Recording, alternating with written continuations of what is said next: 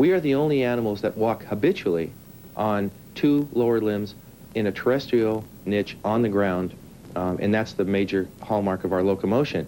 Now, there's many other subtle aspects of our bipedality that make us very efficient and able to walk over long distances without becoming tired.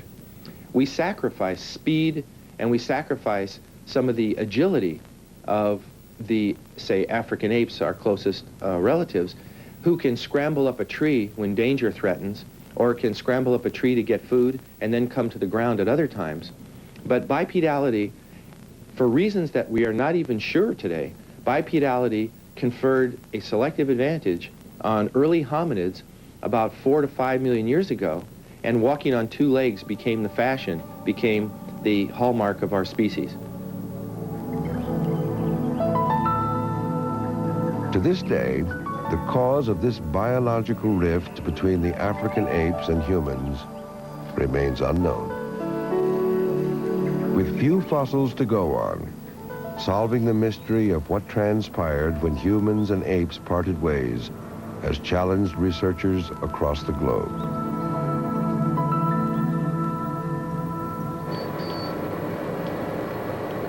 Dr. Satoshi Horai of Japan's National Institute of Genetics compares genetic maps in search of clues. Dr. Horai found that as the number of generations increase, so do the number of genes that differ in animals that branched off from our primate ancestors.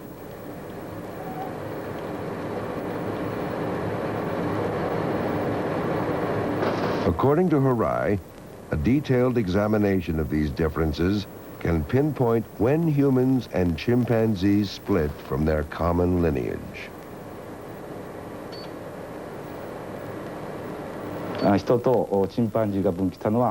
We've estimated when humans and chimpanzees split off from one another. The figure is about 4.9 million years ago. This number is based on the total base sequence, so the margin of error is just about 200,000 years, which is an extremely small margin.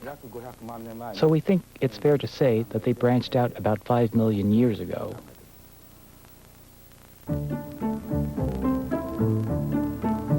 Long after their split from apes like the orangutan and gorilla, both hominids and chimpanzees had followed the same evolutionary roadmap.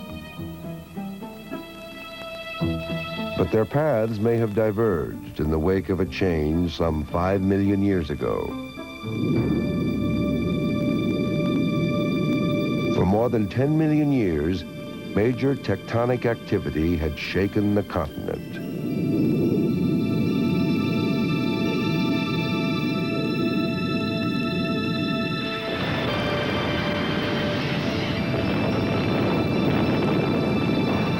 Cataclysm of heroic scale that transformed the African forests. Volcanoes erupted everywhere, and the terrain of East Africa rose almost 2 miles higher. Waves of molten energy from the Earth's core surged toward the surface. The shock created a 3,500-mile fracture along the edge of the African continental plate, from present-day Ethiopia south to Mozambique.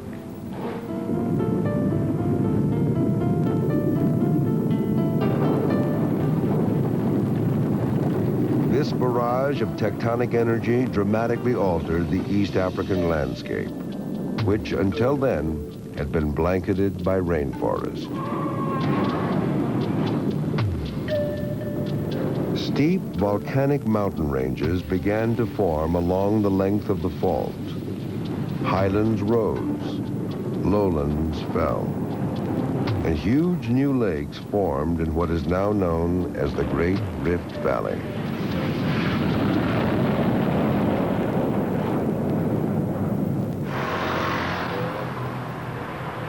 The Collège de France in Paris.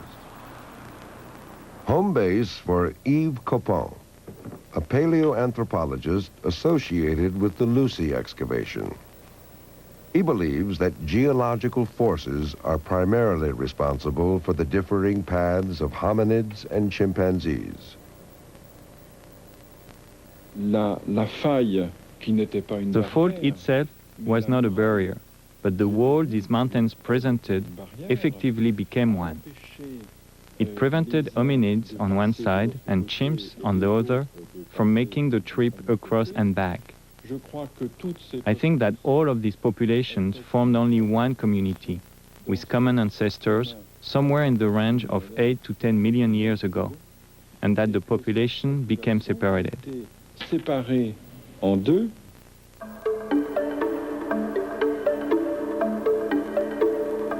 The appearance of this huge natural barrier had many consequences. It may have altered the fates of several species and changed the face of the East African landscape.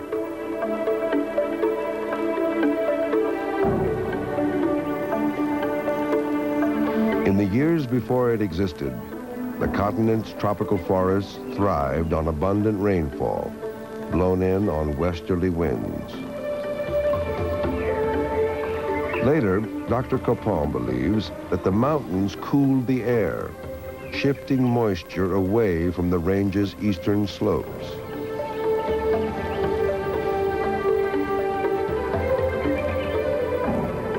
But the rainfall was the lifeline for Africa's tropical forests, and dwindling precipitation eventually caused major changes in the ecosystem as forest gave way to savanna.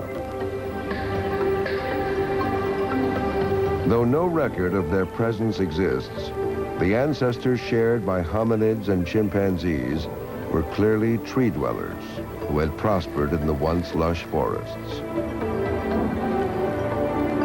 Now, they would have to adapt or perish.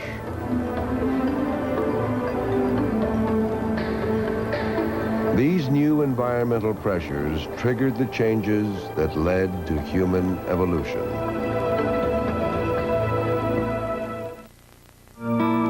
More of our ancient cousins next.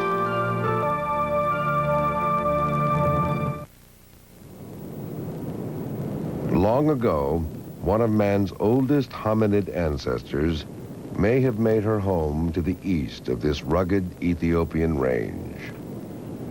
But the present-day landscape offers few clues about the ecosystem of her day.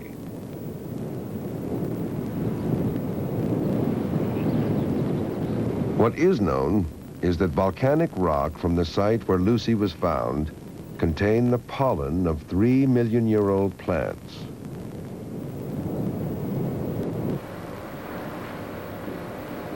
Professor Raymond Bonfils of the University of Marseille, France, is hoping that pollen analysis will provide further insights into Lucy's habitat. A huge amount of rice pollen had emerged from the rock, along with that of a number of trees. With Africa's tropical forests on the decline, new vegetation such as rice plants were thriving in these grasslands, where rainfall was plentiful but seasonal. For many creatures, survival meant adapting to a new habitat and diet. Lucy and other Australopithecines must have ventured out of the forest to explore life in the wide open savanna.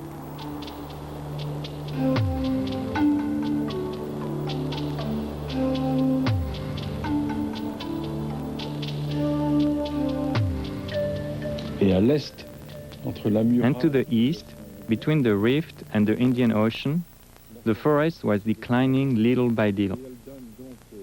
Replacing it during the first phase of the decline were a patchwork of smaller forest and savanna. savane, There were still forests where hominids walked and also climbed. marche mais grimpe. Et deuxième phase, In the second phase, where the terrain was drier, they walked but no longer climbed. marche mais ne grimpe plus.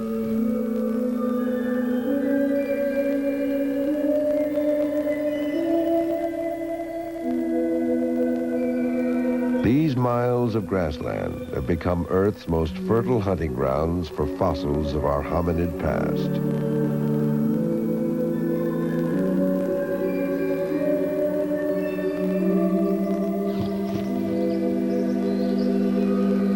As the forests faded, the animals that remained soon learned that food was more difficult to come by.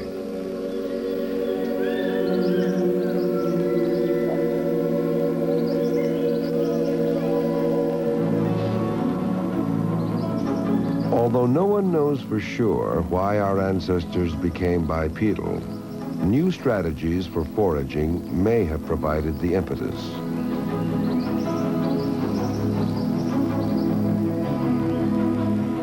Negotiating the vast African plains would be an evolutionary challenge. With greater distances to travel between food sources, hominids required a more efficient means of locomotion. Walking upright was the bold solution.